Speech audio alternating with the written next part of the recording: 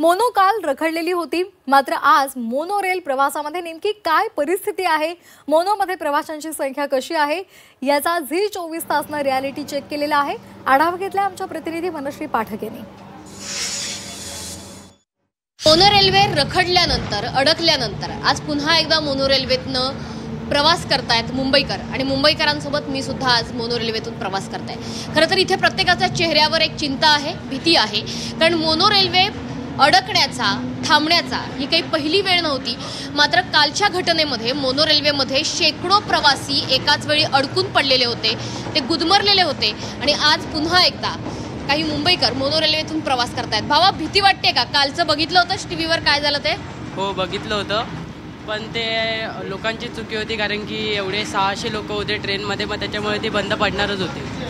की ज्यावेळी mono railway टर्नवरती होती त्याचवेळी ती अडकलेली होती। तुम्ही रेग्युलर प्रवासी आहात का मोनो रेल्वेचे? हो, मी रेग्युलर प्रवास करतो इथून। म्हणजे आमचं रेसिडेन्शियलच इथे आहे, संत गाडगे महाराज चौकाचे, त्यामुळे आमचा प्रवास शक्यतो मोनो रेलने किंवा ट्रेननेच होतो। पण मोनो रेल्वे हा पांढरा हत्ती वाटतोय की एकतर तोट्यात आहे, खूप मोठा वेटिंग पिरियड आहे। एक मोनो रेल्वे पकडायची झाली तर जनरली सुद्धा आपल्याला 20-20 मिनिटं वाट बघावी लागते। असं काय वाटत नाही। आता हल्ली मला वाटतं 15 मिनिटांनी चालू केलेले आहे लोकल, आणि ॲक्च्युली जर लोकल ट्रेन अशा पटरीवरून चालतात, हे कसे अप लेवलला आहेत, म्हणजे इथं का पाणी भरण्याचा वगैरे असं प्रसंग चांगली केली पाहिजे ही सुविधा। हो, सुविधा चांगली केली पाहिजे। जसं काल जसं प्रसंग ओढवला तसं म्हणजे इथं इमर्जन्सी एक्झिट वगैरे ठेवलं पाहिजे विंडोला, जसं लोकल ट्रेनमध्ये किंवा लांब पल्ल्याच्या एक्सप्रेसमध्ये गाड्यांमध्ये असं तसं। पण एवढा तब्बल 1.25 ते 1.5 तास लागणार लोकांना रेस्क्यू करणं, यामध्ये सुरक्षिततेचा प्रश्न मोठा निर्माण होतो। बरोबर, कारण का त्यावेळेस ते म्हणजे लाईट्स पण ऑफ झाल्या आणि AC पण ऑफ झाल्या। या काचा वगैरे अशा आहेत की इथून बाहेरची हवा किंवा आतली हवा बाहेर जाऊ शकत नाही। त्या उद्देशाने मी बोलतोय की इथं इमर्जन्सी एक्झिट वगैरे असायला पाहिजे दोन्ही साईडला। जसं लोकल ट्रेनमध्ये बघा असते की लोक ॲक्च्युअली तिथून पण बाहेर पडू शकतात किंवा काही पर्याय शोधू शकतात, किंवा अशी मोठी एखादी शिडी पण उपलब्ध केली पाहिजे मोनो रेलमध्ये। मोनोचा प्रवास करायला आवडतो तुम्हाला? हो हो, मोनो टॉय ट्रेन वाटते काही?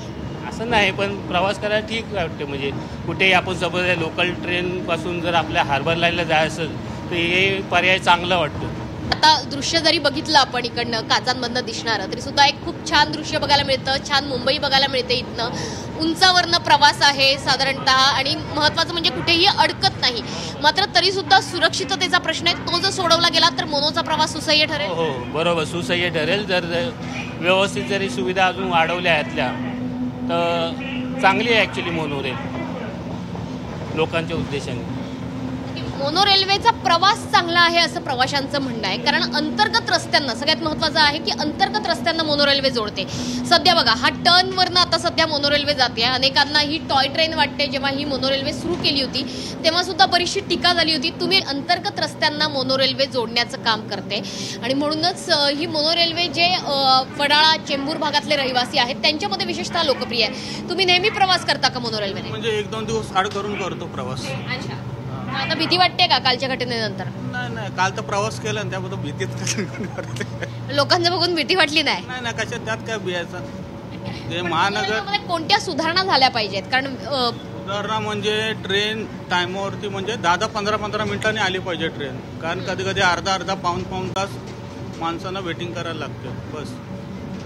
कालची इतकी गर्दी कधीही झाली नव्हती मोनो रेल्वेमध्ये, तुरळक गर्दी असते, पण जर गर्दी झाली तर इथे व्हेंटिलेशन होतं, तुमचा काय अनुभव राहिलाय? नाही, तसं काय एवढा काय वाटला। कधी गर्दी असली बायचान्स, म्हणजे ट्रेन तर लेट असणार त्यावर गर्दी होणार लोकांच्या, तर माणसाने पण त्यावर ऍडजस्ट केली पाहिजे। टॉय ट्रेन म्हणून प्रवास करणारे, एक मजा म्हणून प्रवास करणारे, अनुभव म्हणून प्रवास करणारे प्रवासी मोनो रेल्वेला बरेचसे लाभतात। मात्र सध्याचं मोनो रेल्वेचं हे दृश्य तुम्ही बघताय की 4 डब्यांची ही ट्रेन आहे आणि सध्या चेंबूरकडे प्रवास करते आहे।